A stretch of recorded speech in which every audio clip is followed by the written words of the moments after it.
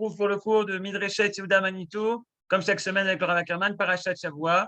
On est Parashat Vayetze, on avance dans Sefer Bereshit. On est déjà à Yaakov, on va parler de Rachel, Léa et les autres. Shalom le Koulam. Et donc, comme tu as dit, en fait, j'ai regardé le sujet que j'avais traité il y a 2 ans et le sujet que j'avais traité l'année dernière.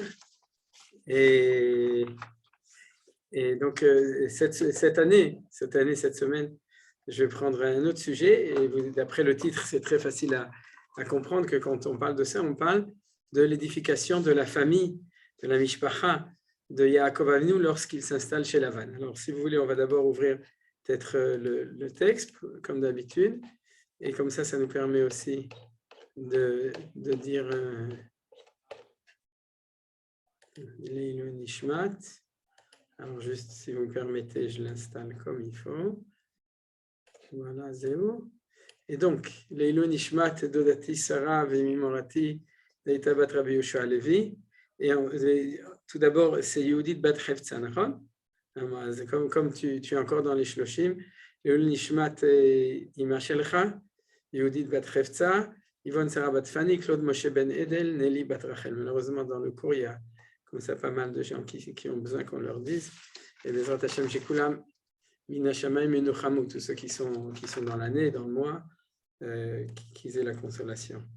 Alors donc, comme je vous ai dit, on va commencer par le commencement. L'enseignement de Manitou sur la paracha de la semaine dernière, c'est-à-dire sur la paracha de cette semaine, mais en reprenant le texte de la semaine dernière, c'est que lorsque Yaakov Avinu part chez Lavan, il y a 2 raisons pour lesquelles il part.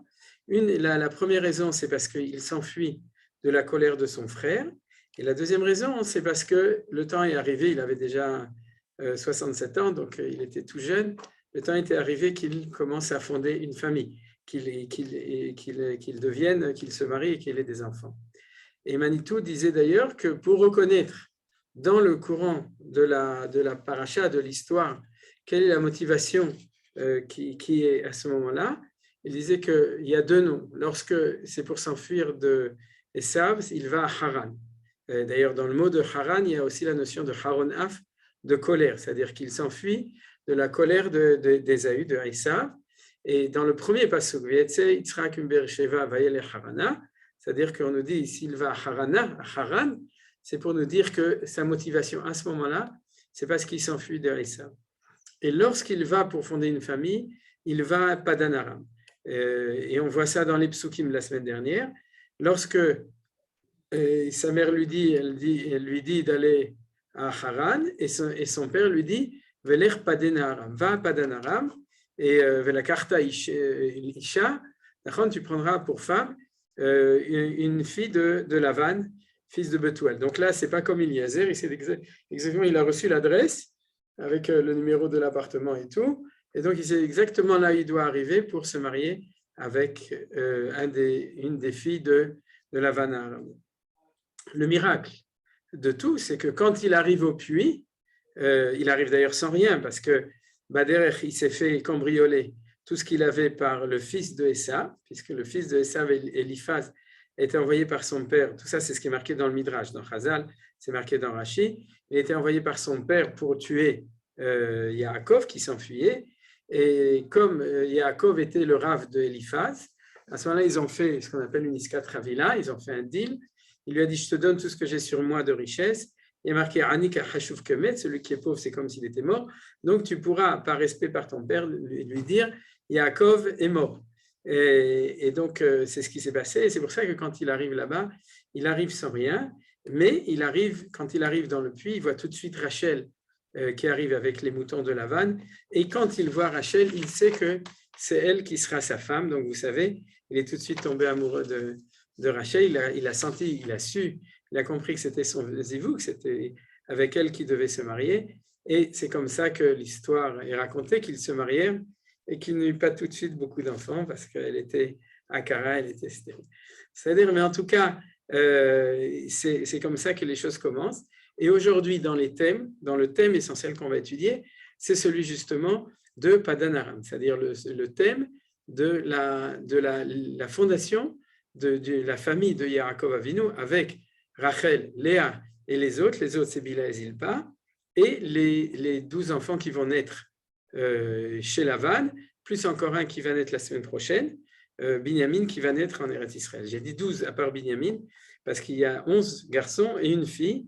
Il va y avoir aussi Dina. Vous vous souvenez, Dina, la fille de Dina Bat Yaakov et Léa, elle va aussi naître à Padan Aram, c'est-à-dire dans la maison de Lavan. Donc, Yaakov, Rachel, Léa, Bila et Zilpa, ces 4 femmes, vont avoir 12 enfants là-bas avant de revenir en Eretz Israël. Alors, tout d'abord, je voudrais donner une indication là-dessus. Il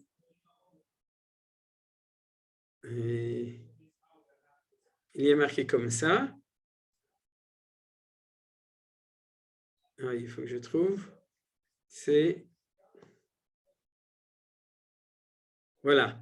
J'ai sauté les psukim, mais c'est un pasouk quand il propose de travailler pour Rachel, il dit Vayav Yaakov et Rachel, Vayomer Evotra Sheva Shanim Berachel Bitecha Aktana. Donc il lui dit pour ta fille qui est jeune, et vous connaissez toute l'histoire, c'est qu'il a travaillé Be'emouna avec confiance, il a travaillé pendant 7 ans pour avoir Rachel, et puis il s'est fait avoir par Lavan puisqu'il a reçu Léa. Au bout de 7 jours des noces, des Sheva Brachot, Malé Chevu Azot, et c'est de là qu'on apprend entre autres que quand on se marie, il y a une semaine de Sheva Brachot, des 7 bénédictions, et après ça, la semaine d'après, il s'est marié avec Rachel, il a et plus 7 jours encore de Sheva Brachot, et ultérieurement à ça, il a travaillé encore pendant 7 ans, il a travaillé en tout pendant 14 ans pour pouvoir recevoir tout d'abord Léa qui ne voulait pas, et ensuite Rachel qu'il voulait, et c'est dans ces 7 ans, plus encore 6 ans, où il a travaillé à son compte, c'est-à-dire ça fait 13 ans, pendant ces 13 ans que sont nés ces 21 enfants dont on a parlé, ces 12 enfants, pardon, les 12 enfants dont on a parlé tout à l'heure. Regardez ce que dit Rashi ici, je te servirai 7 ans, et Rashi fait remarquer, 7 ans c'est pas mal, c'est long, c'est travailler 7 ans pour une femme, c'est pas mal, ce sont les quelques jours dont lui avait parlé sa mère, Bereshit Rabbah. Tu demeureras avec lui quelques jours. Supra 27-44, je n'ai pas mis le verset en ivri. Il a été effectivement ainsi puisqu'il écrit « Elles furent à ses yeux comme quelques jours » ici, dans le verset d'ici. « Vayavod Yaakov Rachel Sheva Shanim, vayi be'inav keyamim achadim be'avatot » C'est-à-dire que lorsqu'il aimait tellement Rachel que les 7 ans qu'il a travaillé pour elle, lui ont semblé be'inav à ses yeux, et lui ont semblé comme les Yamim Achadim. Et on dit, c'est quoi ces Yamim Achadim?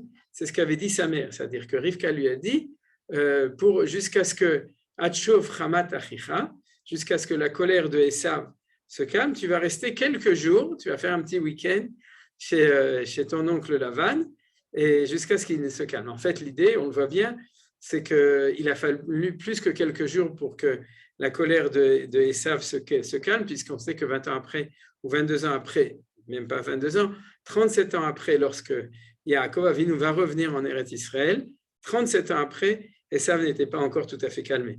Donc c'était les quelques jours. Alors, ce que j'ai pensé, c'est que, en fait, Yaakov Avinu, lorsqu'il a dit 7 ans, et il a dit que c'était l'accomplissement de les Yamim Achadim, c'est-à-dire ce qui est marqué ici, les quelques jours dont lui avait parlé sa mère, c'est parce qu'en Lashon HaKodesh, le mot Yamim, ça veut dire aussi des années.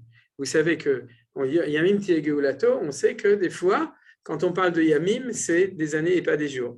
Et que c'est comme ça qu'il a compris ce que lui a dit sa mère. Il avait étudié déjà de la Gemara, Yaakov Avinu, donc il a dit tu resteras quelques jours, ce n'est pas une traduction, tu resteras quelques années. Et il est resté 7 ans parce que c'est un drash que je vous donne personnel, c'est qu'il a compris qu'il avait quelque chose à faire là-bas au niveau de la fondation d'une famille. Et il a compris que quand sa mère elle lui a dit, tu dois parcourir un cycle entier, un cycle, vous savez que c'est 7, un cycle de 7. Et s'il y a un cycle de 7, alors du coup, ça devient Achadim, c'est-à-dire on va le traduire autrement.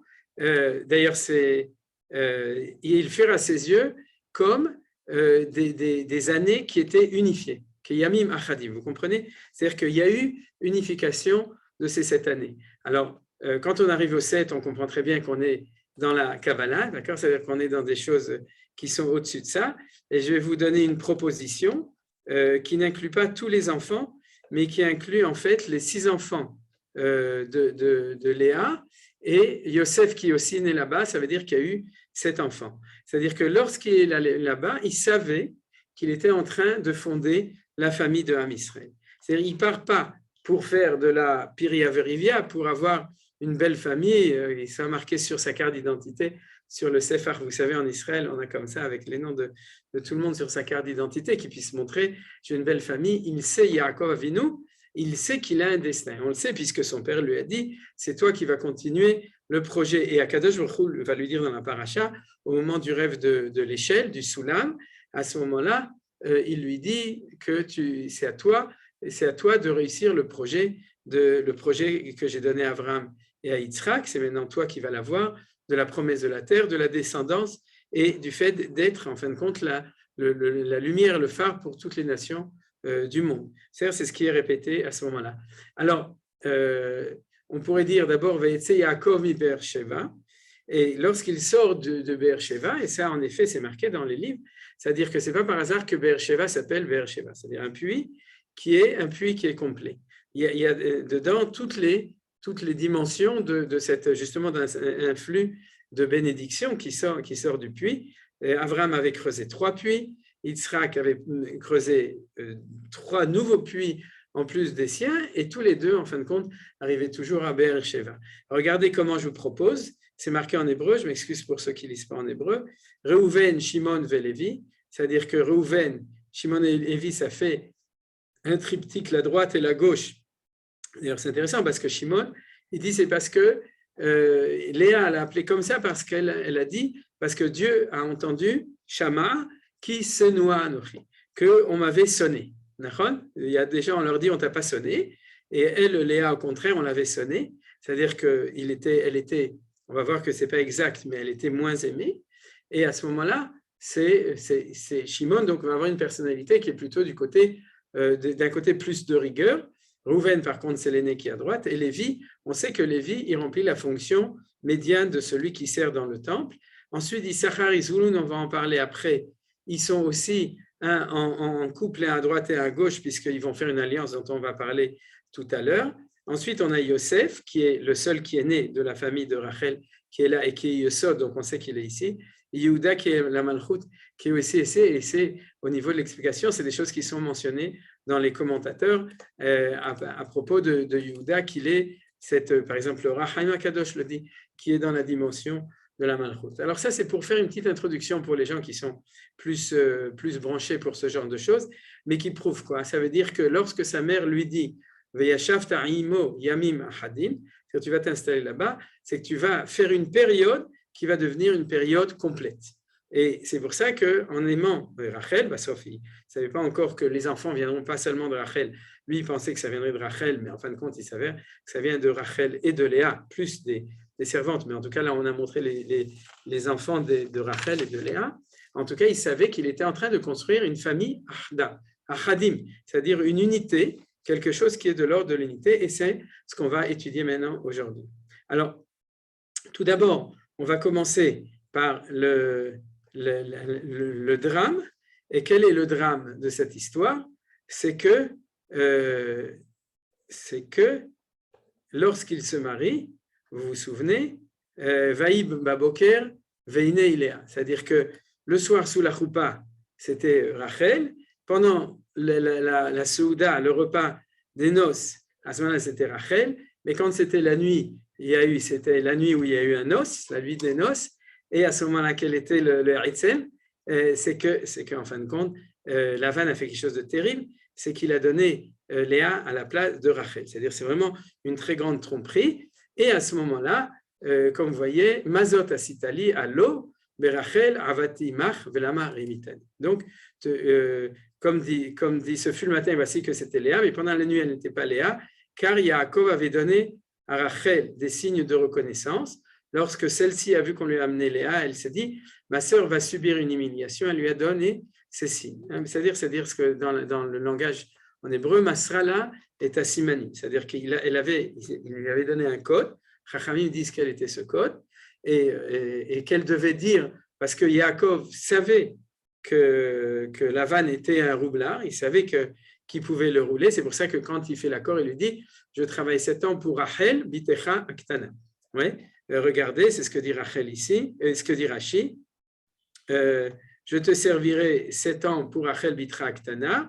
Pourquoi toutes ces pressions? Parce qu'il savait que Lavan était rusé. Il lui a dit, je te servirai pour Rachel, peut-être prétendras-tu qu'il s'agit d'une autre Rachel en ville. Aussi, le texte fixe-t-il ta fille. Et si tu veux décider de changer le nom de Léa, de la nommer Rachel, comme dans le Zoom, là, on change le nom facilement, le texte précise la petite. Et tout ça ne lui a servi à rien puisque Lavan a néanmoins trompé. C'est-à-dire trompé, pardon, pas trompé, trompé. C'est-à-dire, mais ce qui est important, c'est qu'il a vu qu'il était capable de lui donner Léa. C'est-à-dire, c'est marqué dans le texte de Rashi, bien entendu, vous savez que Rashi, c'est l'enseignement des Chachamim qui montre ce qui est au-delà du pshat, la psychologie ou la profondeur des dialogues qui se trouvent dans la Torah. Et donc, il lui dit, je sais très bien que en fait, tu voudrais me refiler Léa. Donc, c'est pour ça qu'il a fait dans le contrat, Rachel bitecha aketana. Vous voyez, Rachel, ta fille, et pas une autre, tu ne vas pas me refiler une autre Rachel, et non pas non plus celle qui est petite.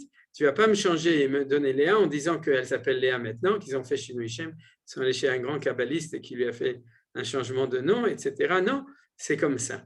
Et donc, comme malgré tout, il n'avait pas confiance, il a donné des signes de reconnaissance qui a fait que dans la nuit, il n'a pas pu savoir que c'était Léa et pas Rachel. Il n'y a que le matin, quand il a vu que c'était Léa, et donc il est comme ça. Et Lavan lui répond, Vayomer Lavan, lo ya'aseken bimkomenu, la tête atseira lifne abechira. Et nos sages nous disent que, c'est des choses que vous connaissez, c'est que, qu'est-ce que dit Lavan? Lavan dit, chez nous, on n'a pas l'habitude de donner la préséance au tsaïr par rapport au bechor. Et donc, toi, tu as pris la place de la bechora pas très cachère, lui dit Lavan, d'accord? Donc, chez nous, on ne fait pas comme ça. Donc, il faut absolument il fallait marier. Donc, je ne t'ai pas trompé. C'est dans les règles de l'art des coutumes de chez Lavan. Vous imaginez les coutumes de Lavan, c'était cousu de fil blanc. Et donc, et en tout cas, maintenant, d'où on voit que Chachamim ont vu les choses de manière très précise. C'est ça que j'ai vu maintenant, c'est que jusqu'à maintenant dans le texte, chaque fois qu'on parle de Léa, elle s'appelle la Gdola, et quand on parle de Rachel, elle s'appelle la Ktana. Oui, vous savez, c'était marqué, Aktana Vagdola, il lui dit Rachel Bitra Ktana. Or ici, quand Lavan parle, il dit Bechira et Tseira. C'est le seul endroit où on appelle comme ça. C'est-à-dire qu'il lui dit, c'est vrai qu'elle est petite, c'est vrai qu'elle est grande, mais fais attention, il y a un Bechor et il y a un Tseir. C'est-à-dire, comme on dit, la Tseira, c'est la cadette. C'est-à-dire, c'est par rapport à l'aîné. Et là, on voit très bien que nos sages ont mis le point parfaitement sur la raison pour laquelle Lavan lui a dit, fais attention, en fin de compte, tu ne peux pas te plaindre chez moi que je t'ai trompé, parce que toi-même, tu as acheté pour un plat de lentilles l'aînesse, et ensuite, tu as reçu la bénédiction de manière détournée, la bénédiction de Esav. Voilà, ça c'est l'histoire de la semaine dernière. Maintenant, pour continuer, le point essentiel, maintenant on rejoint Manitou, et c'est là que le cours va vraiment commencer. Tout ça, c'était un petit peu, si vous vouliez, des introductions.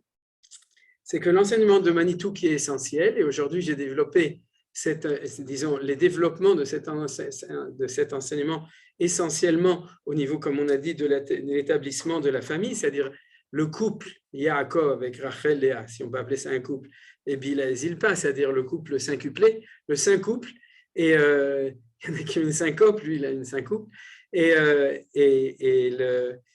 avec aussi la naissance des enfants. On va beaucoup parler de la naissance des différents enfants dans le thème que je vais développer maintenant.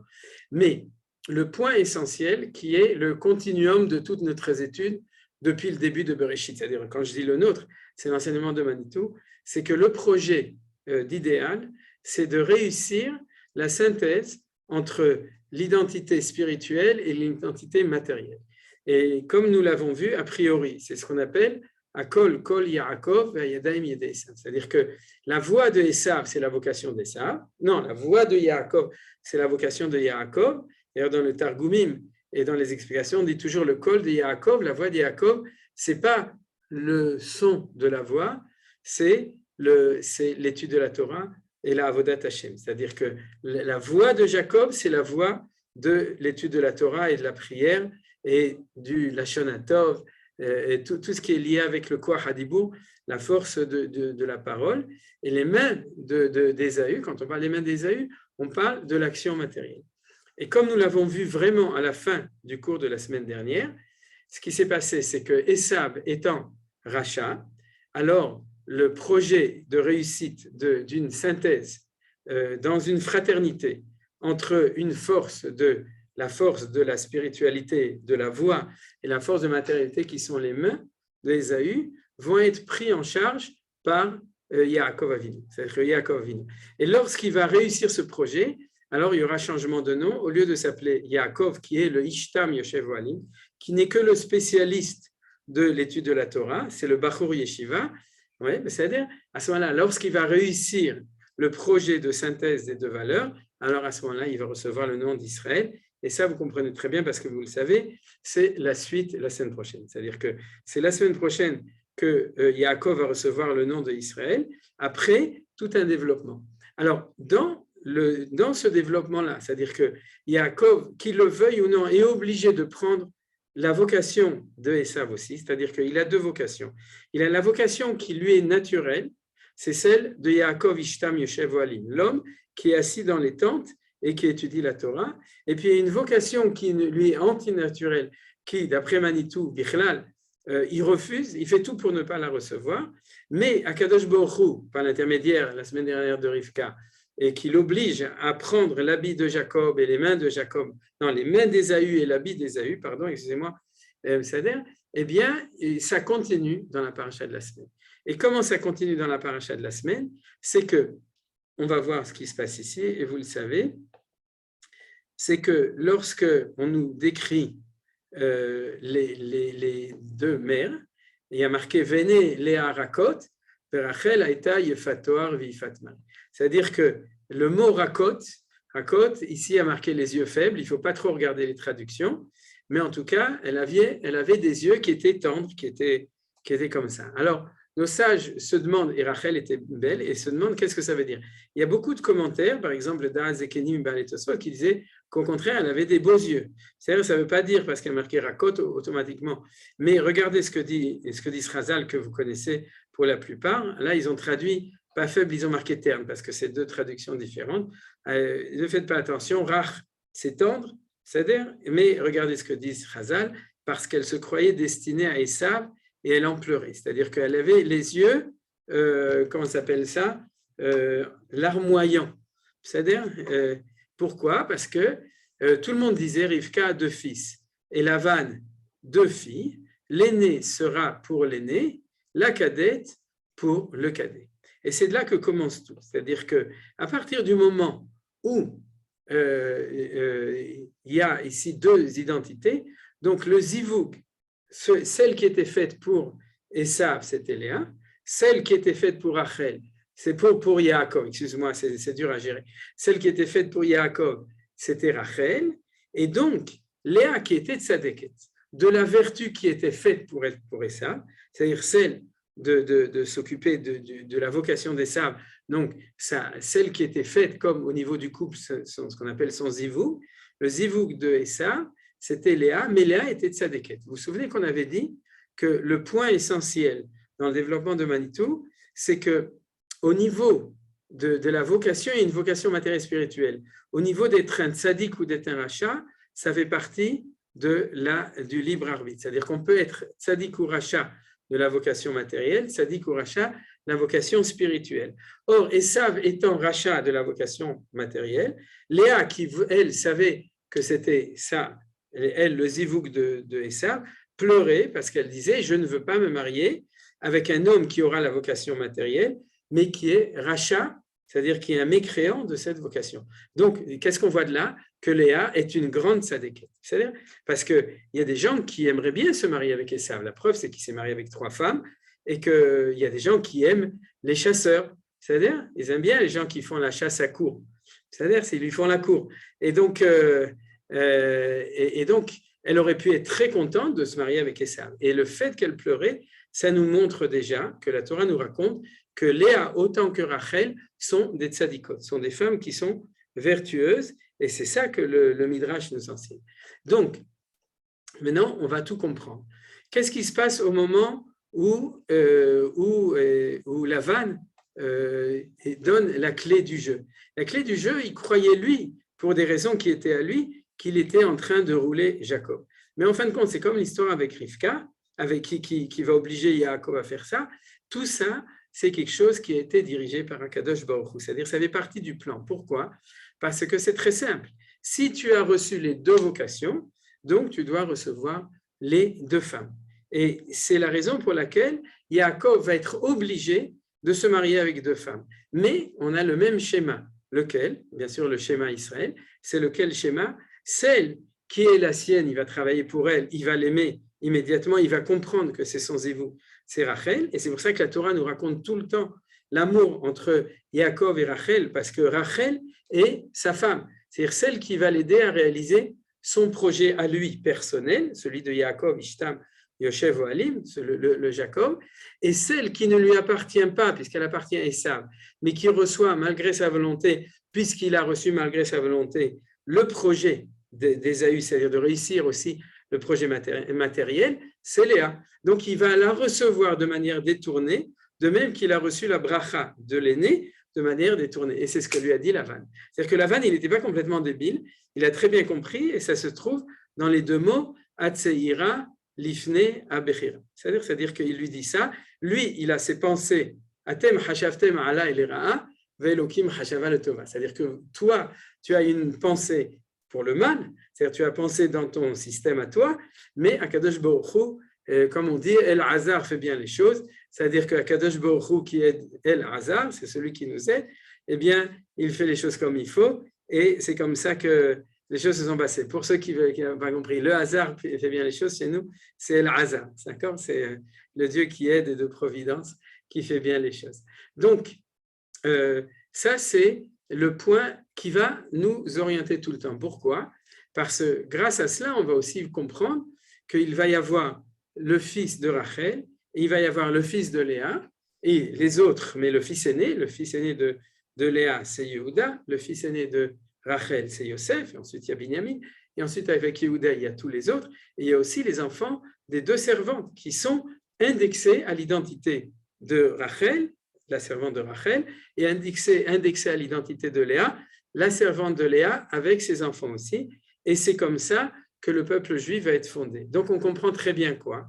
Que le peuple juif est fondé, il n'est pas fondé uniquement par un engendrement quel qu'il soit, mais il est fondé dans un engendrement qui va créer une image globale, et c'est pour ça que ça va s'appeler les Béné Israël, c'est l'enfant d'Israël, c'est les 12 tribus. De nouveau, le 12 aussi, on l'a étudié à un autre moment, et maintenant on ne va pas s'en occuper, mais le chiffre des 12 enfants, c'est aussi quelque chose qui est shalem, qui est entier. C'est-à-dire, le mot Echad, d'ailleurs, c'est 13, peut-être tout simplement, et 13, c'est avec Dina, ou c'est avec aussi d'une autre manière, d'autres subdivisions, mais en tout cas, Ephraim ou Menaché, c'est-à-dire Yosef qui se subdivise, mais en tout cas, on a une famille entière. Alors, c'est ça qui est en train de se créer lorsque Yaakov arrive. La première péripétie, donc, c'est ce qu'on vient de voir maintenant dans cette histoire. La première, c'est comment ça se fait qu'il doit se marier avec deux qui font quatre. C'est-à-dire tout d'abord deux femmes, et qui sont Rachel et Léa. Ils ne pouvaient pas tout simplement se marier avec une seule comme Rivka, ou même avec Sarah, puisqu'en fin de compte, le fils de Hagar, ou les enfants de Hagar, si on considère que Ketura et ses enfants, c'était Hagar qui l'avait repris, comme nous enseignent nos sages, en fin de compte, ces enfants ne font pas partie. Alors que pour fonder le peuple juif, il n'y aura plus d'élimination, c'est-à-dire que tous les enfants qui vont naître à partir de maintenant, puisque Yaakov, c'est celui qui est le dernier des pères, le fondateur du peuple juif, donc tous ces enfants, ce qu'on appelle Mita Shelema, c'est-à-dire une couche complète, c'est-à-dire celle de Yaakov Avinu, alors ces 12 qui font 13, ou ces 13 enfants, c'est une unité totale, et ça commence par le fait qu'il doit y avoir le lien entre ces deux femmes qui sont Rachel et Léa. Alors, il y a aussi un point qui est intéressant, c'est que on voit plus tard, beaucoup plus tard, c'est-à-dire un peu plus tard, on va voir, on va le voir ici. Est-ce que c'est marqué? J'espère que...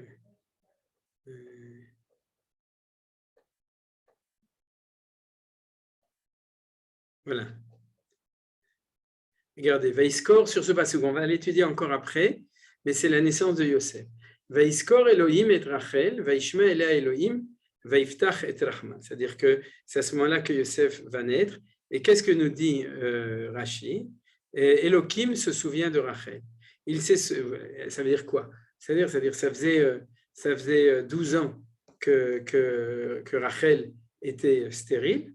Elle a attendu 12 ans, 11 ou 12 ans, 12 ans, puisque Yosef est né, et que quand Yosef est né, il a demandé non, excusez-moi, non.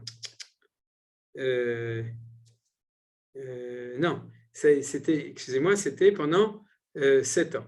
Ce n'était pas pendant 12 ans, c'était pendant 7 ans. Et donc, au bout de 7 ans, excusez-moi, je me suis trompé dans le calcul, au bout de 7 ans, Yosef est né, donc elle a dû attendre 6 ans où elle était stérile, et à ce moment-là, tout d'un coup, Akadosh Baruch Hu, il s'est souvenu d'elle. Alors, bien entendu, ça veut pas dire qu'il s'est souvenu qu'il n'y pensait pas avant. Regardez la manière dont Rashi explique les choses. Il s'est souvenu d'elle car elle avait transmis ses signes de reconnaissance, convenus avec Yaakov à sa sœur, et parce qu'elle les redoutait d'être destinée à Esav au cas où Yaakov l'aurait répudiée à cause de sa stérilité. Esav l'impie avait d'ailleurs eu cette idée lorsqu'il avait appris qu'elle n'avait pas d'enfant. C'est ce que dit le poète dans la liturgie du premier jour de Rosh Hashanah, le roux désignation pour Esav, voyant qu'elle n'avait pas d'enfant, a désiré la prendre pour lui, et elle en était accablée. Alors c'est intéressant parce que Rachid ne cite pas souvent. Le Païtan, c'est Rabbi Elazar à Kaliri, on l'avait déjà étudié à d'autres occasions. Rabbi Elazar, et qui était le Païtan, c'est-à-dire celui qui avait rédigé des piyutim, c'est-à-dire des poésies liturgiques par excellence. Et donc Rachid cite un piyut pour montrer aussi, parce que pour lui c'est un piyut d'un Tana ou d'un Amoras, donc c'est comme un Midrash, et pour montrer qu'il y avait une pensée aussi comme ça. Alors, en quoi c'est intéressant? L'explication de Manitou, je reviens un petit peu en arrière, l'explication de Manitou sur cette chose-là, c'est que c'était un petit peu compliqué. Pourquoi un peu compliqué? Parce qu'à partir du moment où Yaakov prend le droit d'aînesse, donc il prend la place de Ésaü, alors à ce moment-là, Ésaü peut dire, eh bien à ce moment-là, donc toi tu prends Léa, et moi je vais prendre Rachel, puisque Rachel, c'est celle qui appartient à l'autre. Donc, si c'est toi qui es devenu le Bechor, donc c'est moi qui suis le zivou de Rachel. Et on dit que donc Rachel avait, quand le Midrash dit ça, c'est que Rachel avait conscience qu'il y avait un petit peu, il y avait on pourrait dire une espèce de danger comme ça. On voit tout ça pour montrer qu'il y a une image un petit peu générale de tout ça. La troisième, je signale, le troisième chose dans cette imbrication des destins et des zivugim, c'est-à-dire des différents, c'est que nos sages nous disent, c'est la semaine prochaine, que Dina aurait pu être mariée avec Esav, c'est-à-dire que Yaakov aurait pu marier Dina avec Esav, et ça aurait, d'après les Chachamim, ça aurait évité l'histoire de Shrem. Alors ça, c'est une chose à étudier en elle-même, mais comment c'est lié avec l'histoire de Shrem? Mais dans notre étude à nous, ça veut dire quoi? Dina, c'est la fille de Léa. Et en fin de compte, au niveau du Hémet, celle qui était pour Esav, si Esav avait été tzaddik, c'était Léa. Pardon. Donc, on aurait pu rattraper la sauce s'il y avait eu une volonté de rattraper la sauce, et c'est même un reproche que font les Chachamim à Yaakov Avinu. C'est-à-dire que Manitou disait toujours que le drame, il était double. C'est que Esav était rachat, Yaakov est tzaddik, ça c'est pas un drame, c'est très bien, mais qu'en plus, le drame, c'est que Esav n'aime pas Yaakov, mais que Yaakov n'aime pas non plus Esav. Ça, c'est quelque chose qui est un chidouche de Manitou. C'est-à-dire que dans Yaakov n'essaye pas de rattraper la sauce, c'est-à-dire d'arranger les choses. Vous me direz, on ne peut pas rattraper la sauce tant que Esav veut nous assassiner, bien entendu. Mais c'est justement ça qui se passe, c'est que la semaine prochaine, on va voir qu'ils font la paix entre eux, ils vont s'embrasser, et donc après, nous disent nos sages pas au début, parce qu'on n'est pas suicidaire. C'est-à-dire il ne devait pas donner, par exemple, mais après, il aurait pu faire un mariage entre Dina et Esav, puisque ça correspondait aux côtés de Léa, c'est la fille de Léa, et ça aurait permis de réintégrer Esav éventuellement avec sa valeur à lui, et donc avec quelqu'un qui était du côté de Léa.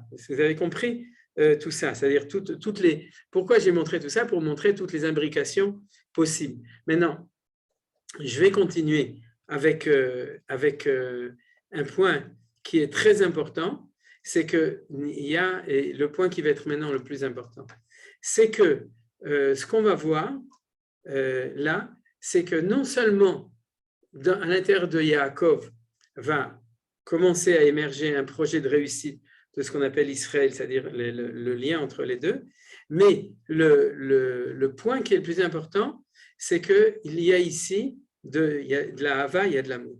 Alors, tout d'abord, l'amour de Yaakov vis-à-vis de ses femmes. J'ai vu dans l'enseignement de Manitou quelque chose de très beau, je connaissais une partie, mais je ne connaissais pas tout.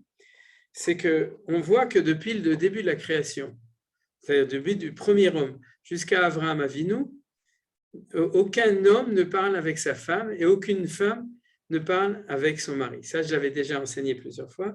C'est-à-dire qu'Adam, il parle sur sa femme. Aïcha, Asher Natata Imadi. C'est-à-dire, qu'est-ce qu'il m'a dit? Il ne m'a rien dit du tout. Asher Natata Imadi. C'est-à-dire qu'il n'y a pas de dialogue. Maintenant, il y a eu un dialogue.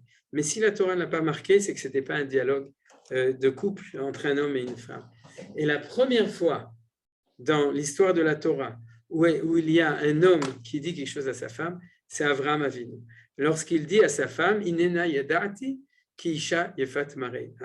Maintenant, je vois que tu es belle. Alors, c'est quand même pas mal pour ouvrir la série du fait qu'il y a un dialogue entre un mari et sa femme. C'est la première fois, c'est chez Avraham. Ça veut dire qu'il a fallu attendre 2000 ans pour que le dialogue entre un homme et une femme soit un dialogue qui a un intérêt au niveau de la Torah. Bien entendu, c'est celui qui dialogue avec Dieu qui dialogue avec sa femme, vous comprenez?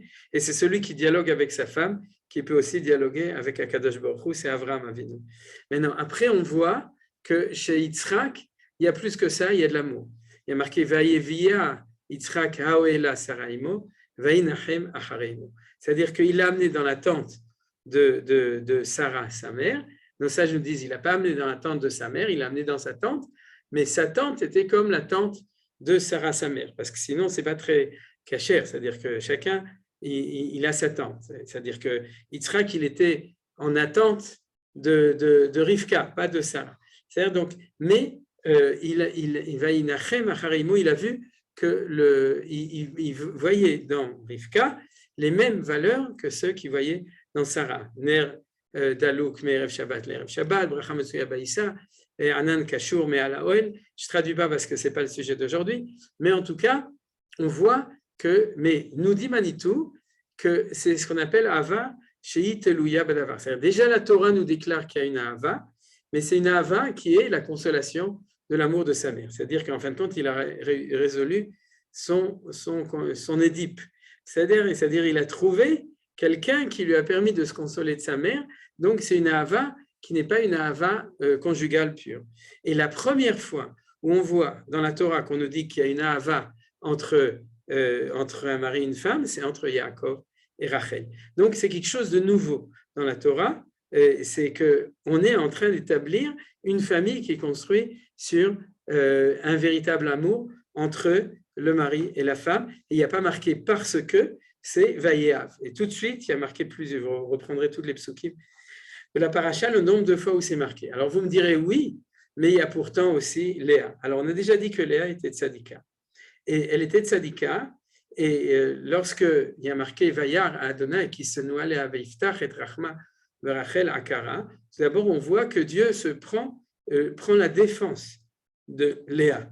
Il décide donc pour qu'il y ait de l'amour entre Yaakov et Léa, il décide de faire qu'elle soit fertile, alors qu'a priori les deux étaient stériles comme toutes les Imaot. Vous savez que c'est répétitif, mais il décide d'ouvrir la fécondité de Léa avant de celle de Rachel pour susciter l'amour aussi entre Yaakov et Léa. Donc, Akadosh Baruch Hu, Dieu intervient pour qu'il y ait Ahava. Et le mot snoua qui est marqué ici, les Chachamim n'ont pas du tout compris, n'ont pas compris qu'elle était haïe par Yaakov Avinu. Regardez ce qui est marqué dans le Midrash Rabbah. Comme ce n'était pas marqué dans Rashi, j'ai traduit librement le Midrash Rabbah, Bereshit Rabbah 71b. Donc la traduction, je ne donne pas de garantie. Elle fait un acte que les gens mal aimés, que font les gens mal aimés, car elle pensait qu'elle devait se marier avec le haï, car ainsi était l'accord, la grande pour la grande, la petite pour le petit, et elle pleurait en disant Yiratzon, que je ne sois pas mariée avec le méchant. Donc le Midrash reprend ce qu'on avait vu dans Rashi tout à l'heure, mais elle dit que Kisnoa, c'est-à-dire elle a fait un acte que font les gens mal aimés. Qu'est-ce qu'elle a fait? C'est qu'elle a coopéré avec Lavan quand elle a pris les signes, elle aurait pu dire non, tu sais quoi, Lavan, je ne suis pas destiné à Yaakov, c'est Rachel, donc laisse tomber, tant pis, c'est pas grave, ou quelque chose comme ça. Ou en tout cas, elle n'était pas obligée de prendre les simanim de Rachel et de faire semblant d'être Rachel. Et elle a fait ça, elle dit, alors en traduction, Dieu a vu comment se conduisait Léa parce qu'elle s'est conduite comme quelqu'un qui est mal aimé. Regardez la psychologie extraordinaire. Vous savez que les gens mal aimés, c'est des gens qui ont une vie très difficile. C'est-à-dire qu'en fin de compte, ils n'arrivent pas à fonctionner dans la vie de manière normale parce qu'ils sentent des fois, ils sont pas mal aimés, mais ils ont un traumatisme en général de jeunesse, qui se sentent des gens qui sont mal aimés, donc du coup, ils ont des difficultés dans la vie et ils fonctionnent différemment. Comment ils fonctionnent? Ils ne fonctionnent pas de manière tout droite parce qu'ils pensent que s'ils fonctionnent de manière droite, ils vont être refusés. Donc, ils essayent d'obtenir ce qu'ils ont besoin d'obtenir de manière indirecte parce qu'ils ont peur. Et c'est ça la psychologie qui est marquée dans le Midrash Rabbah à propos. Pourquoi on nous dit ça? Et Manitou insiste beaucoup pour dire que Léa n'était pas mal aimée, une fois pour toutes. C'est-à-dire, regardez, souvenez-vous de l'interprétation ici, c'est-à-dire elle n'était pas mal aimée, et on voit du passou. Pourquoi? Regardez ce passou. Vayavo gam el Rachel, vayav gam et Rachel miléa, vayavo dimo ot sheva shanim achirot. Alors, qu'est-ce qui est marqué? C'est qu'il est venu aussi avec Rachel, et il a aussi aimé Rachel plus que Léa. Ça veut dire quoi? Ça veut dire qu'il préférait Rachel. C'est normal. Pourquoi c'est normal? Parce que c'est son zivug. C'est celle qui est vraiment faite pour lui. Et Léa, c'est celle de sa vocation en plus. Donc, il est moins attaché à elle, c'est normal. Mais il n'y a pas marqué qu'il ne l'aime pas. Il y a marqué qu'il aimait plus Rachel que Léa. Et il y a marqué 2 fois. Parce que quand on dit gamme, ça veut dire que les deux aussi sont aimés. C'est-à-dire que chacun faisait ses gammes. Il y avait les gammes de Rachel, les gammes de Léa, puisqu'il y a marqué 2 fois gamme. Mais en tout cas, la Torah nous témoigne ici, contrairement à ce qu'on pourrait comprendre du verset suivant, qu'il y a un amour entre Yaakov et ses 2 femmes, et Rachel et Léa. Et dans ces conditions, alors le projet peut réussir. Maintenant, qu'est-ce qu'il y a de encore plus grand? C'est la grandeur de Rachel qui va donner les simanim à sa sœur. Vous vous souvenez de cela? C'est-à-dire qu'elle va donner ses simanim à sa sœur. Alors, on peut le regarder du côté de Léa, on peut le regarder du côté de Yaakov qui est victime, on peut le regarder du côté de Lavan qui est un roublard, et puis on peut le regarder du côté de Rachel. Rachel, quand elle fait cet acte, elle n'a pas lu l'histoire de la Bible. Elle ne sait pas qu'en fin de compte, elle va aussi se marier avec Yaakov. Quand elle donne les simanim à Léa, pour elle, c'est qu'elle renonce totalement à son avenir. C'est-à-dire elle se sacrifie complètement pour ne pas humilier sa sœur. Cette chose-là, nous dit Manitou, c'est le début du tikkun, de la réparation du problème de la fraternité. Rachel et Léa sont sœurs. Et en tant que sœurs, pour construire la famille d'Israël, Rachel va faire un acte de bravoure extraordinaire. Qu'est-ce qu'elle va faire? Elle va donner la place à sa sœur aussi.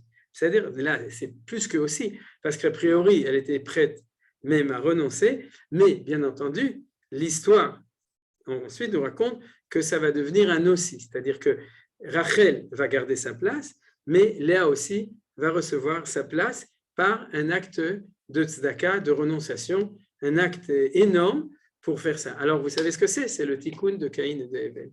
C'est le tikkun de Esav et de Yaakov. C'est-à-dire que c'est cette fille aînée qui, au lieu d'éliminer sa petite sœur, c'est-à-dire non, c'est la petite qui va donner la place à sa grande sœur.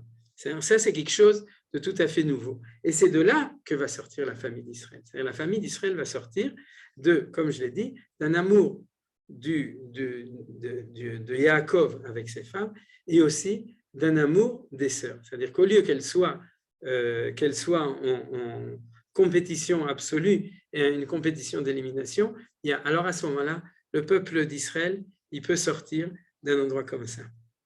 Regardez, c'est marqué dans la suite. Où est-ce qu'on le voit que c'est marqué dans la suite? Cette chose-là, c'est lorsqu'il y a les enfants.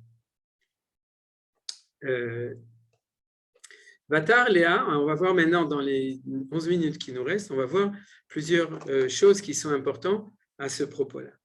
Le premier, Vatar, Leda, Vatelet Ben, Vatikra, Shemerouven, qui amra, Kira, Adonai, Beroni, qui ata, Yevanishi. Le pshat, c'est que Rouven, c'est que regardez que Hachem m'a donné un fils de Yaakov. C'est ce qui a marqué. Parce qu'elle a dit, maintenant, mon mari va m'aimer. Vous voyez qu'elle est tout le temps à la recherche de cette Ava. Et en fin de compte, d'après ce qu'on a vu, elle va le recevoir aussi.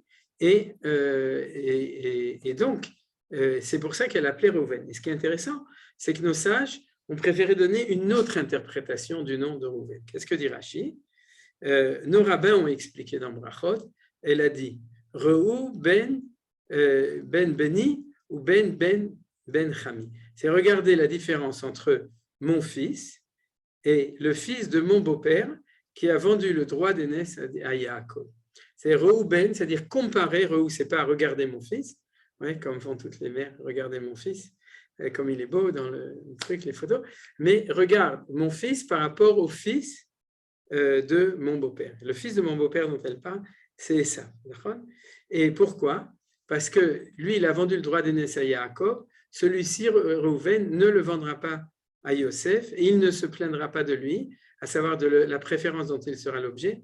Et non seulement il ne se plaindra pas de lui, mais il s'efforcera de le faire sortir du puits. Pourquoi les Chachamim, ce que dit Rashi, ont en fin de compte, ont donné une explication du nom de Reuven qui n'est pas celle qui est marquée dans le Pshat de la Torah. Parce que des fois, la Torah donne des noms et on ne sait pas. La plupart des noms qui sont donnés dans le livre de Bereshit, on sait quelle est la raison. Yitzhak, Ishmaël, Yaakov, Esav, on sait très bien pourquoi ils s'appellent avec ce nom-là. Mais lorsque Reuven, la Torah nous dit un nom de Pshat, les Chachamim, eux, vont donner une autre explication. Pourquoi? Parce qu'ils sont dans la suite de ce qu'on est en train de dire maintenant. C'est que si l'enfant, le premier enfant qui est né, qui est enfant de Léa, il vient d'une famille, parce que ce n'est même pas un couple, c'est un triplé, c'est-à-dire d'un couple, on va appeler ça une famille dans laquelle réside l'unité de l'amour, c'est-à-dire entre Yaakov et ses femmes, et on a vu aussi entre ces femmes entre elles, à ce moment-là, il va y avoir le tikkun de ce qui s'est passé entre Yaakov et Esav. Et c'est ça que dit le Midrash. C'est-à-dire que quand Reuven va naître, il y a déjà en potentiel la possibilité d'interrompre l'engrenage de la guerre fraternelle entre les deux frères. Et c'est ça que nos sages ils ont dit. C'est-à-dire que lui, Reuven, ne va pas être en compétition avec Yosef, bien qu'on va voir qu'il y a une compétition, on connaît l'histoire, etc. Mais il y a déjà une première graine dans le premier enfant, le Bechor, de toute cette généalogie qui est déjà en bonne santé. Alors, on va un petit peu continuer dedans et on va voir un petit peu la suite. La suite, je vais vous donner deux idées importantes et c'est comme ça qu'on va on va le lire. Il y a une histoire On n'a pas le temps de tout parler. Je voulais parler aussi des servantes, mais ce sera pour une autre fois. Mais il y a une histoire un petit peu spéciale qui est, ici, c'est l'histoire des Doudaïm. Vous connaissez l'histoire des Doudaïm. Pour ceux qui veulent, ils le lisent en français. Je vais un petit peu plus agrandir pour que ce soit encore plus clair. Vayave otam elea imo, vatomer Rachel elea, tenina li e midudei benech. Vatomer la me'ad kartech et ishi, ולקחת גם את דודאי בני, ותאמר רחל, לכן ישכב עמך הלילה תחת דודאי בנך. Alors, la traduction classique des doudaïm, c'est une plante qui pousse au printemps et qui s'appelle les mandragores, c'est-à-dire, et j'en avais déjà parlé avec une autre explication une autre fois, mais en tout cas, il y a ici un business un petit peu louche. C'est-à-dire quoi? C'est-à-dire qu'en fin de compte, Reuven, qui est le fils donc, de Léa, trouve des mandragores, c'est une plante un petit peu rare, et puis Rachel voit les mandragores de Reuven, et elle dit à Léa, donne-moi tes mandragores et tes doudaïm, et à ce moment-là, Léa lui dit, ouais, mais ça ne va pas comme ça, etc., puisque Yaakov préfère Rachel, il est plus souvent chez Rachel, donc il a dit, c'est ok, je te vends ma place, Yaakov sera avec toi cette nuit, et en échange, c'est-à-dire Rachel dit à Léa, et en échange, tu me donnes les doudaïm, et c'est comme ça que ça s'est passé. Donc Rachel a reçu les doudaïm, et en échange, Léa. Le résultat de ça, Vayavo Yaakov inaseh be'erev etetze Léa likrato v'nelai tavo ki sachor secharticha doudaïm ve'ishkav ima balayla. Vous voyez que c'est une histoire bizarre. D'abord, elle est bizarre dans tout ce business de machin, et puis elle est bizarre dans la manière dont ça se passe. Vaishma Elohim el Léa vatar vateled il Yaakov ben Chamisha. Regardez pourquoi Rachid dit, et il ne critique pas du tout la manière dont se conduit Léa maintenant, en tout cas dans cet enseignement qui désirait ardemment donner naissance à de nombreuses tribus. Vous voyez, elle était prête à tout pour pouvoir avoir encore un enfant et encore un enfant. Donc de cette union des doudaïm, c'est-à-dire de la vente des doudaïm, de cet échange avec les doudaïm, elle a eu un 5e enfant. Jusqu'à maintenant, elle n'avait que 4 enfants, c'est-à-dire elle s'était arrivée jusqu'à Yehuda, Reuven, Shimon, Lévi et Yehuda, et va naître un 5e enfant. Va tomer Léa Nathan Elohim Schari Asher Natati Shifrati Leishi va tikra Shemo Issachar. Donc Issachar, c'est Yesh Sachar. Vous voyez, là, on est dans le pshat. J'ai été récompensé d'avoir renoncé à mes doudaïm pour, en échange, vouloir à tout prix être avec mon mari, avec Yaakov. Vata Arod Leda Vatelet Ben Shishi le Yaakov. Donc, comme elle ne faisait pas de Shishi, elle a eu un 6e enfant. Et ce 6e enfant, il est aussi suite à l'histoire des doudaïm. Va tomer Léa Zvadani Elohim oti zeveto va paramis beleni ishi qui est la tilo shishabani va tikro et shemo Zevulun. Donc Zabulon, c'est le 6e et comme je lis de ce côté-là, désormais le lieu de résidence principal de Yaakov sera auprès de moi car j'ai donné naissance à autant de fils que toutes ces autres femmes réunies et on a vu que 6 c'est énorme parce que c'est une famille entière au niveau justement du Beersheva, de la dimension des 7, etc., ce qu'on a vu tout à l'heure. Donc, elle est au niveau des enfants, elle est Akeret Abayit, c'est la femme principale, Léa, puisqu'elle a 6 enfants qui sont la moitié des 12 enfants. Et les 2 qui vont donc compléter, c'est Issachar et Zevulun. Or, je veux te donner un pshat au nom de ma femme, elle ne le sait pas, mais elle a dit il y a 25 ans, je l'ai noté mais que j'ai beaucoup aimé là-dessus. C'est quoi? C'est que ça ressemble beaucoup à la vente du droit d'aînesse contre un plat de lentilles. C'est-à-dire de vendre des doudaïm en échange du privilège de pouvoir de pouvoir enfanter des enfants. Parce que ce n'est pas uniquement être avec son mari, c'est être avec son mari et de pouvoir avoir des enfants. Vous comprenez bien qu'a priori, ce n'est pas en proportion avec des doudaïm comme la disproportion entre le plat de lentilles et puis l'aînesse. Et qu'est-ce qui se passe ici? C'est qu'en fin de compte, Léa, qui est celle qui est le zivouk de Esav, est en train de faire le tikkun de la vente du droit d'aînesse. Et c'est pour ça que la Torah nous raconte ici une histoire qui, a priori, a l'air d'être complètement en dehors de la plaque. C'est-à-dire que c'est vraiment une histoire qui est compliquée à comprendre.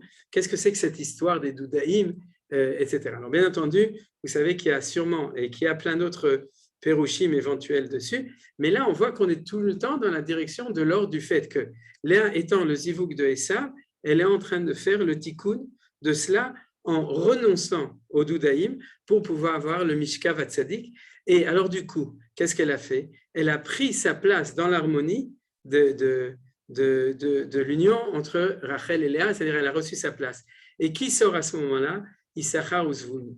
Or, Issachar et Zvouloun, nos sages nous disent, c'est ce que j'ai dit tout à l'heure, c'est qu'on les avait mis ensemble, Netzach Ve'od dans la Kabbalah, c'est-à-dire c'est ceux qui sont là-bas, et parce qu'ils ont fait un accord. Zvouloun, c'est celui qui n'allait pas à la chasse, il allait à la pêche, c'est-à-dire qu'il faisait, il était, qu'on appelle ça, Yamaï, c'était quelqu'un qui était sur les mers, Slatzim, c'est-à-dire, et c'est lui qui faisait qui se promenait, et il a fait une association avec Issachar. Issachar, tu étudieras la Torah, et Zvouloun, toi, tu vas amener la Parnassa, et on fait 50-50, moitié de ta Torah pour moi, moitié de ton business pour moi. Comme il y a marqué, Semach Zvouloun betzetecha, ve'Issachar bo'alecha, que se réjouisse Zvouloun lorsqu'il sort pour faire le business, c'est-à-dire à l'extérieur, ve'Issachar, et Issachar bo'alecha, dans tes tentes. On est toujours dans les tentes de l'étude de la Torah, et on sait que Issachar, c'était la tribu des Talmidei Chachamim, c'est-à-dire c'était sans doute il habitait à Bnei Brak, c'est-à-dire que toute la journée, il était lituanien, il faisait qu'étudier la Torah, et comme il y a marqué, Yodei Bina Leitim, ils étaient spécialistes de la connaissance de la Torah et de la Torah profonde, etc. Alors vous voyez, qu'est-ce qui se passe? Si Léa fait le tikkun, à ce moment-là, dans la mesure où il y a un tikkun qui est fait, elle va avoir deux enfants qui seront de nouveau dans l'harmonie de la droite et de la gauche, de la matérialité et de la spiritualité à un certain niveau. Ensuite, il va y avoir celui de Yehuda et de Yosef, qui est un niveau de la malchoute, c'est-à-dire de la manière. Là, c'est un autre niveau, mais aussi cette chose qui va être faite. Et on va terminer donc le cours là-dessus avec ici, Ve'achar yaldabat vatikra et shema dina. Or, qu'est-ce qui s'est passé là? C'est-à-dire que Léa, qui avait 6 garçons, est tombée enceinte une autre fois. Et pourquoi elle s'appelait Dina? Nos rabbins ont expliqué que Léa, qui savait par intuition prophétique, Yaakov aurait 12 fils. Ça revient tout le temps. C'est-à-dire qu'ils savaient qu'ils étaient en train de fonder le peuple juif. Ils n'étaient pas en train d'avoir beaucoup d'enfants pour avoir les allocations familiales. Ils savaient qu'ils étaient en train de fonder le peuple juif et qu'il y avait 12 tribus, prononçant un jugement contre elle-même. C'est-à-dire elle s'est fait justice. Comment elle s'est fait justice? C'est pour ça qu'elle s'appelle Dina. C'est quoi? Si c'est un garçon, ma sœur Rachel ne sera même pas à égalité avec l'une de ses servantes, parce qu'elle aura même plus 2 enfants, puisque les servantes avaient déjà enfanté 4 enfants, 4 garçons. Léa avait déjà 6 garçons. Donc, si Léa avait eu encore un garçon, à ce moment-là, il y aurait eu déjà 11 tribus qui étaient nées, et Rachel n'avait plus que la place pour avoir un garçon. Or, chacune des servantes avait 2 garçons déjà, donc pour qu'elle ait au moins 2 garçons, il faut que cet enfant qui est dans le ventre de Léa ne soit pas un garçon. C'est-à-dire, à l'époque, ils n'auraient jamais envisagé autre chose, c'est-à-dire c'est évident qu'il devait naître, donc plutôt que de faire autre chose, Léa a une très bonne idée, elle a dit bien que ce soit une fille, et c'est pour ça que cette fille s'appelle Dina, parce qu'elle vient du fait que Léa a demandé justice, pas pour elle, mais justice pour Rachel, qui est Tzedek, qui est justice pour Rachel. Aussi est-elle pris au sujet de cet enfant qui est devenu une fille. Donc ça, c'est un miracle impossible, c'est qu'un enfant qui est dans le ventre de sa mère, après qu'il ait commencé à être procréé, passe d'être un garçon à une fille. Ça, c'est une équation de X et de Y impossible. Mais en tout cas, c'est ça qui s'est passé, X, Y, et elle est sortie comme une fille. Ce qu'il y a de très important, c'est que de nouveau, et c'est comme ça qu'on va finir le shiur, c'est qu'on a vu que ces enfants ne sont pas nés de n'importe quoi. C'est-à-dire, ils sont nés d'abord d'une intégration des 2 valeurs de Rachel et Léa, qui sont ces 2 valeurs, je n'en ai pas parlé au niveau de la pnimiout, mais qui sont celles qui correspondaient à Yaakov et Esav. Et ensuite, ça vient de la achdout qui est dans la Hava, qui est d'abord entre Yaakov et ses femmes, et ensuite aussi les femmes entre elles, et donc ensuite aussi en germe au niveau des enfants. Or, qu'est-ce qu'il y a ici? Il y a ici le fait que Léa va rendre à Rachel ce que Rachel lui a donné lorsqu'elle lui a donné les simanim. Vous comprenez? C'est-à-dire que déjà, c'est-à-dire quand elle fait un acte comme ça, elle fait un acte de renonciation à elle de cet enfant pour donner la place à Rachel, pour que Rachel puisse avoir ces deux enfants qui sont Yosef et Binyamin. Et s'il y a un acte comme ça, alors de nouveau, ça prouve que le projet de Akadosh Baruch Hu peut réussir. Parce que pour revenir, le tikkun de la fraternité se trouve profondément ancré dans la relation entre Rachel et entre Léa. Tout d'abord, Rachel qui donne les simanim à Léa la nuit des noces, et là maintenant, à ce moment-là, c'est Léa qui va renoncer pour pouvoir donner la place à Rachel. Ça va dans les deux sens, et c'est ça qui va faire le tikkun, la restauration. Et du coup, le verset suivant est limpide. C'est que lorsque les deux choses ont été faites, alors Yosef peut naître. Vaïskor Elohim et Rachel, Vaishma Léa Elohim, Vaiftach et Rachma. Et regardez que, qu'est-ce que dit Rachel? Il s'est souvenu d'elle car elle avait transmis les signes de reconnaissance. C'est-à-dire ce qu'elle avait fait de si beau, c'est ça que Akadosh Baruch Hu s'est souvenu à ce moment-là. Et à quel moment? Lorsque elle a fait ça et lorsque Léa a fait la même chose. C'est-à-dire que lorsque Léa fait un acte de renonciation vis-à-vis de Rachel par amour pour sa sœur, de même que Rachel avait fait à Léa par amour pour sa sœur, à ce moment-là, Yosef peut naître. Et on va terminer avec l'enseignement de Manitou dessus, qui dit que le signe de ça, c'est le nom de Yosef. Pourquoi? Parce que, vous voyez, c'est tout de suite marqué après, donc, Vatelet Ben, Vatomer, Asaf Elohim et Trerpati, Vatikret Shemo Yosef Lemo, Yosef Adonai Li Ben Acher. Et ça veut dire quoi? Ça, c'est l'enseignement de Manitou. C'est que c'est la première fois qu'un enfant reçoit comme nom la demande qu'il ait un frère. Vous avez compris? C'est-à-dire que c'est la confiance que le projet va pouvoir réussir. Puisque Yosef naît comme dernier né chez Lavan, puisqu'ensuite Binyamin va naître. Mais dans cette famille-là, c'est le dernier enfant. Et quel est le nom de cet enfant? Celui qui dit que si ce fils naît, alors il pourra avoir un frère et qu'il y aura la fraternité entre les deux. Donc, c'est comme ça que je termine l'enseignement. Comme vous avez compris, c'est ça qui est important dans notre étude, c'est de comprendre que Am Israël qui va naître de là, les 12 tribus qui feront l'unité, elles naissent dans un tikkun, dans une restauration de ce qui jusqu'à maintenant, depuis la création du monde, était en fin de compte dans le Tohu, et puis depuis Abraham ça commence, et après Yitzhak, et maintenant Yaakov, et quand ça réussit avec Yaakov, alors Am Israël, les Béné Israël et Am Israël va pouvoir naître. Shabbat Shalom. Voilà. Donc, si vous avez des questions, vous êtes invités à les poser. Vous savez comment ça va? Les maîtres sont quand même assez durs avec Rachel, puisqu'en renonçant à ses mandragores, ils disent qu'elle a renoncé à sa place à côté de lui après sa mort. Tu cites un midrash, non? Il n'est pas marqué dans Rashi. Oui, mais je crois que c'est dans Rashi qu'il est marqué où? Enfin, c'est un midrash qui dit comme ça. Oui, c'est Rashi. Non, parce que je ne me souviens pas de ce midrash, mais je te fais confiance. Que Oui. Un midrash, il est marqué. Si tu veux, c'est-à-dire, moi, j'ai présenté un aspect des choses, c'est-à-dire l'aspect d'ailleurs positif des actes que chacun fait. Maintenant, il y a une complexité des choses, bien entendu. C'est-à-dire, c'est sûr que Rachel est Akeret Habayit. C'est-à-dire, j'en ai peut-être pas assez parlé, mais justement, c'est-à-dire dans la mesure où la réussite doit passer par le fait que tu ne peux pas avoir ces enfants qu'avec Rachel et qu'avec Léa, c'est que chacun, il a son rôle à remplir dans la plénitude des choses. Alors, d'un côté, Rachel va être un Keret Habayit, c'est-à-dire, par exemple, dans la Megillat Ruth, il y a marqué que comment ça s'appelle? Iten Hashem et Aisha betecha, que Rachel ou que Léa, asher banu shtem et Israël, Bet Israël. Et bien qu'on est dans la famille de Yehuda, les gens bénissent Ruth en lui disant que Rachel ou que Léa, et comme disent les Chachamim, parce que Rachel était Ikara Shel Bayit, c'est-à-dire que c'est elle qui est l'essentiel. La femme essentielle de Yaakov restera toujours Rachel.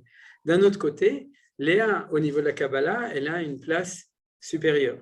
C'est-à-dire qu'on dit que Léa, elle est Be'almadit Kassia, c'est-à-dire dans le monde un monde qui est au-dessus, et que Rachel, elle est Alma Deit Galia, elle est dans le monde qui est plus en dessous, etc.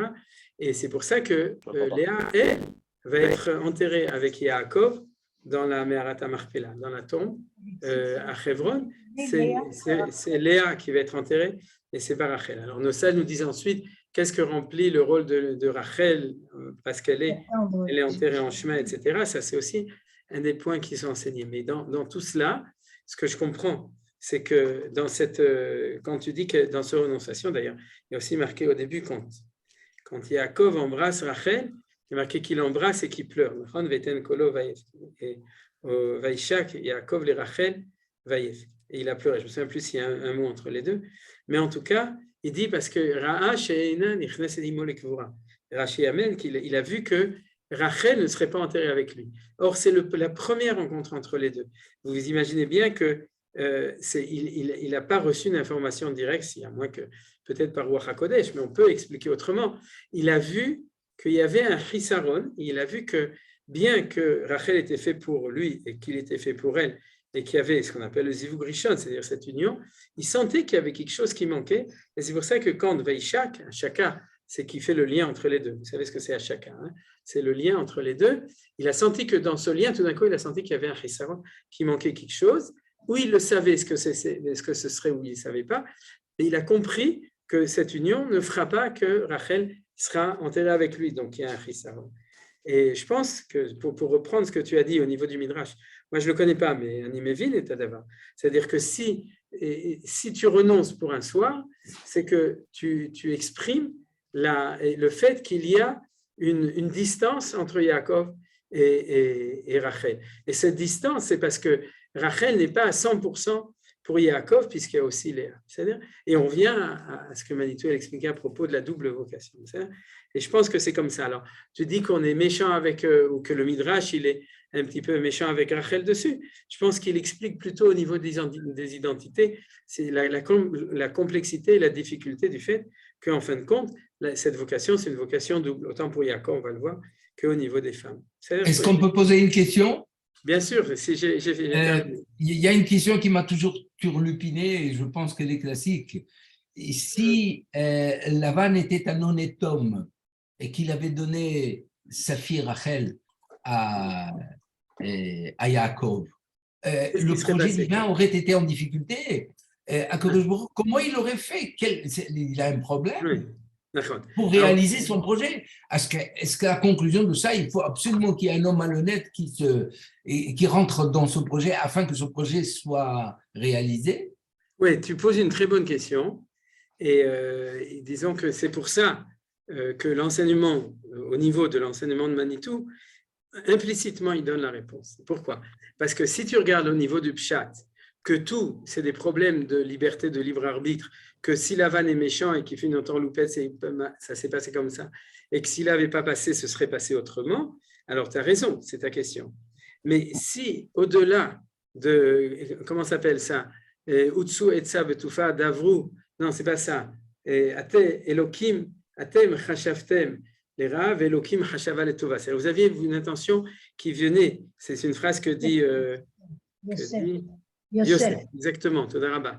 C'est-à-dire que dit Yosef, vous aviez votre intention à vous, mais Elohim, Akadosh Baruch Hu, il avait ses plans.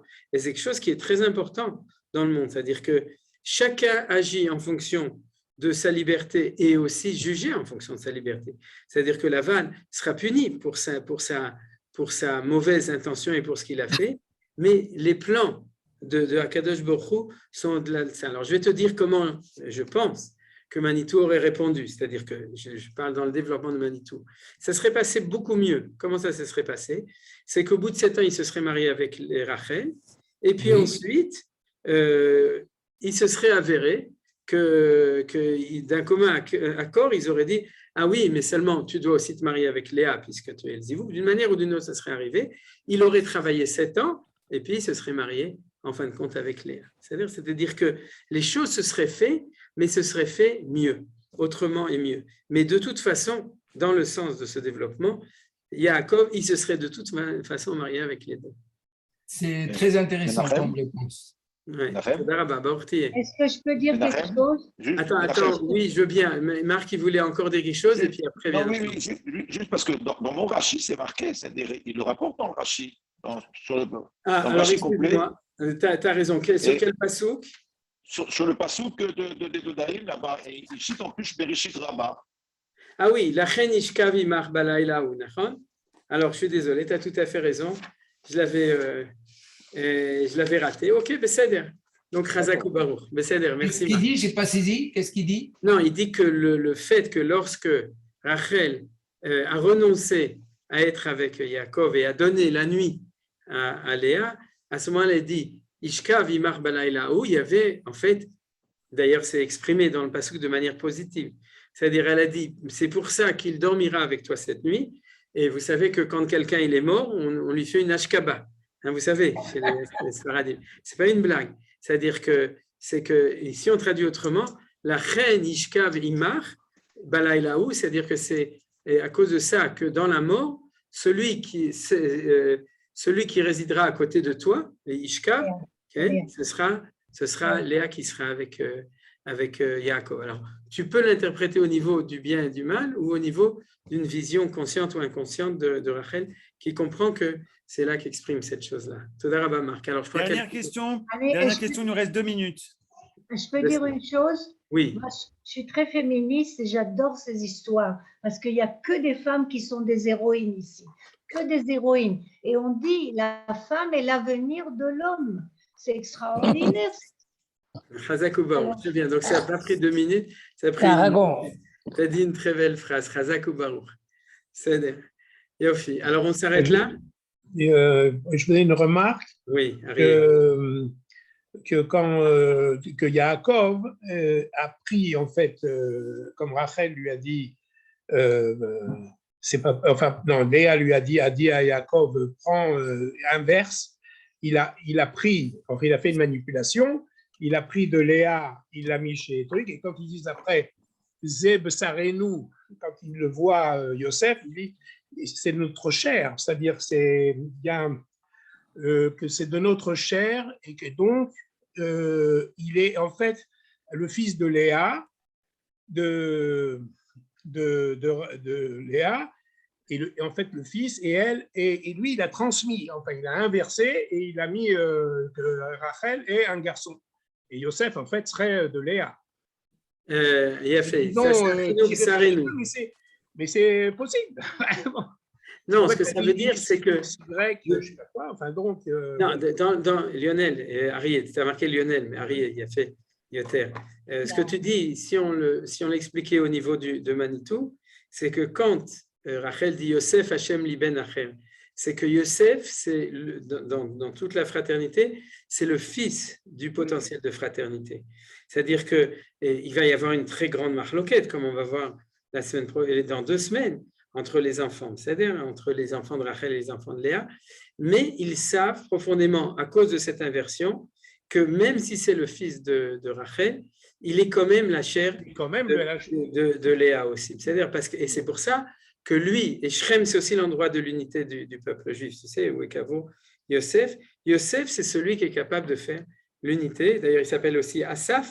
Asaph, c'est l'Esov, c'est rassemblé. Et Rav Levi Nachmani Zatzal, il disait Asaph, Rachetevot, Ashkenazi, Sepharadi. Et c'est pour ça qu'il est capable de faire l'unité entre tout le monde. Et là, je crois que Johan, il est pressé, il a raison. Alors, Shabbat Shalom. Rav Boshko qui attend. Ah, alors Chazak ou Baruch, Rav Karman. Shabbat Shalom à tous. Alors, je m'en vais. Shabbat Shalom. Shabbat Shalom. Shalom.